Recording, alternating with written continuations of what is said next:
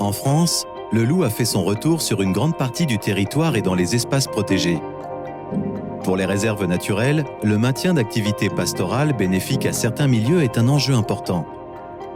Pour faciliter cette coexistence, des actions concrètes d'appui technique, de sensibilisation ou encore de suivi ont été mises en place à travers le réseau des réserves naturelles de France.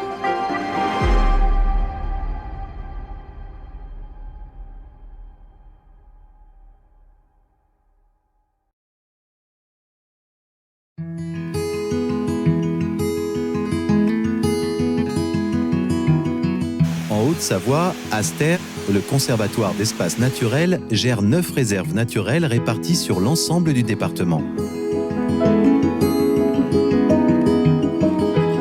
Sur certaines d'entre elles, des activités humaines comme le pastoralisme existent et contribuent à la diversité des milieux d'altitude.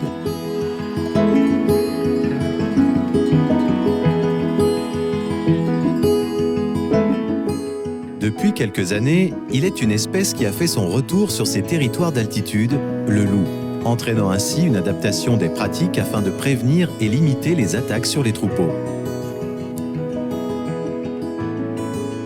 Dans ce contexte, un berger professionnel est recruté par le conservatoire pour aider les éleveurs dont les alpages sont situés en réserve naturelle.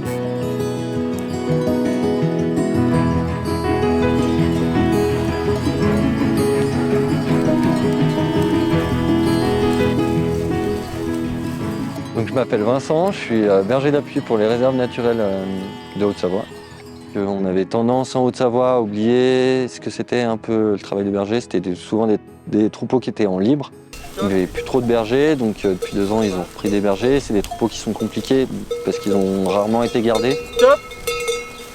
C'est sûr que l'arrivée du loup, oui, ça a permis du coup de valoriser le travail de berger parce que moi j'en trouvais pas avant dans le coin, j'en trouvais peu. Il y en avait mais très peu. Et là, ça a permis d'offrir plus d'emplois et de valoriser notre métier. Après, c'est sûr que ça complique le métier. C'est plus simple de garder son loup. Pour les éleveurs et éleveuses concernés, c'est tout un ensemble de pratiques qu'il a fallu revoir. D'autant plus que la réglementation et les moyens de défense ne sont pas les mêmes dans les alpages situés en réserve naturelle.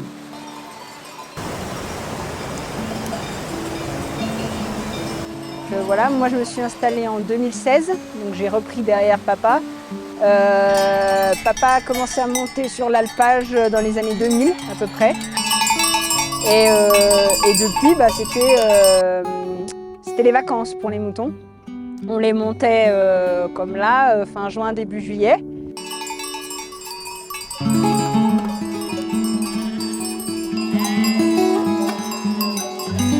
C'est vraiment le libre accès, elles choisissaient leur herbe, et puis nous on était là juste pour leur ramener un peu de sel, vérifier, et puis tout allait bien.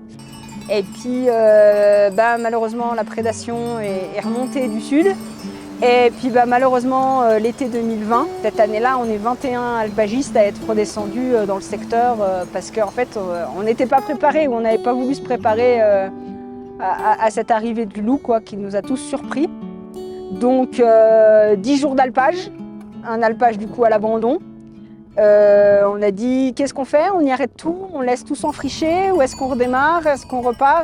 Voilà, du coup il fallait qu'on trouve une solution pour l'année d'après.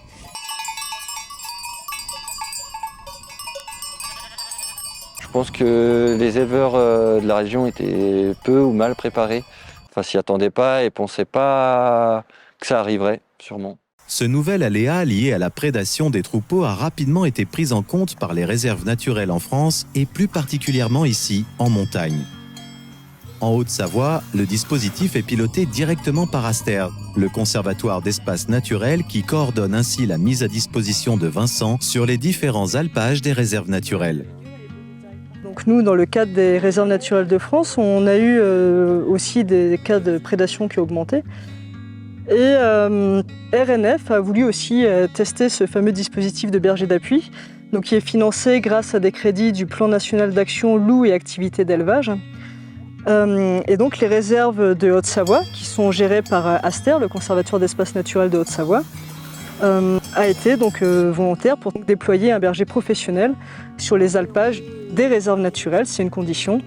qui ont donc des troupeaux brebis ou chèvres en réserve naturelle, des troupeaux gardés déjà par un berger. En enchaînant ses tournées sur les différents alpages, Vincent apporte un soutien pour le gardiennage des troupeaux, le soin des animaux et le transport de matériel.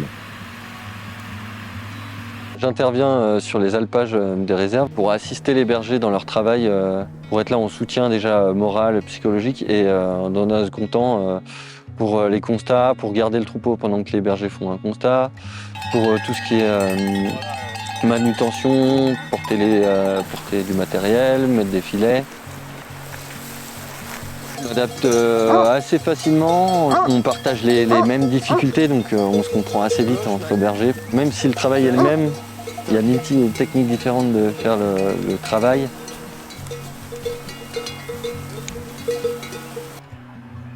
Enfin, humainement d'ailleurs c'est assez intéressant de pouvoir faire le lien d'ailleurs entre souvent chaque berger qui ne peuvent pas se voir dans la saison et qui moi qui interviens sur plusieurs alpages permet de faire une communication un peu entre tous ces bergers.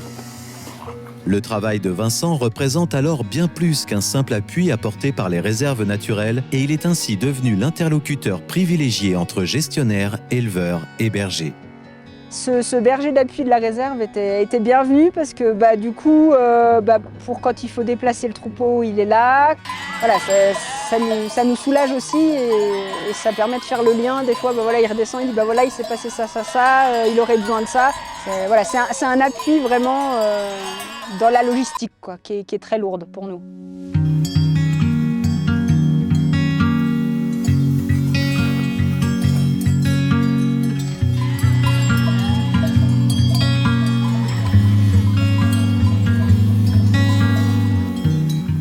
C'était un rêve d'enfance en fait d'être berger, d'avoir grandi dans les montagnes.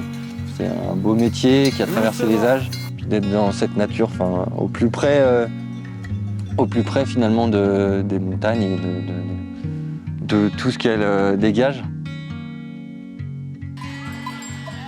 C'était un rêve de gosse quoi, qui s'est concrétisé.